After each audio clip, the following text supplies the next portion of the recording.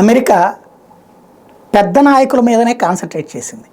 ఇప్పుడు ఇజ్రాయెల్ కనుక హమాస్ తీవ్రవాదులను చంపే టైంలో సాధారణ ప్రజలు చనిపోతుంటాం, 20,000 మంది దాకా చనిపోయారు.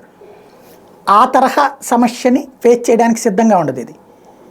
ఆ పెద్ద నాయకుల్ని లేపేయడం, మొన్న ఎట్లయితే డిప్యూటీ కమాండర్ని లేపేశారో అట్లాగే పెద్ద నాయకులు మొన్న ఇరాక్ సంబంధించిన ఇరాక్ రెసిస్టెన్స్ ఫోర్స్ అంటే ఇస్లామిక్ రెసిస్టెన్స్ ఫోర్స్ ఏదైతే ఉందో ఇరాక్లో ఉన్నది, వాళ్ళని ఎట్లా లేపేశారో అట్లా ఇప్పుడు హమాస్ తీవ్రవాదులకు సంబంధించినటువంటి లేదా లెబనాన్ హెజ్బుల్లాకి సంబంధించినటువంటి వీళ్ళలో కీలకమైన 5 నేతలు, వాళ్ళకి ఆర్థిక ఎక్స్పర్ట్లు అంటే డబ్బులు సమకూర్చుతున్నాడు. హమాస్కి, హెజ్బుల్లాకి, హౌతీలకి, ఇస్లామిక్ రెసిస్టెన్స్ ఫోర్స్కి డబ్బులు సమకూర్చి పెడుతున్నటువంటి ఒక 5 పేర్లను వెల్లడించి వీళ్ళ విషయాలు కనుక మాకు చెప్తే, వీళ్ళ ఆధారాలు వీళ్ళు ఎక్కడున్నారో సమాచారం అందిస్తే 80 కోట్ల రూపాయలు, రూపాయి కాదు 2 కాదు 80 కోట్ల రూపాయలు భారతీయ కరెన్సీ లెక్కల్లో బహుమతిని ప్రకటించింది. తద్వారా 5 గురించి సమాచారం వస్తే లేపేయడానికి రెడీ అవుతుంది.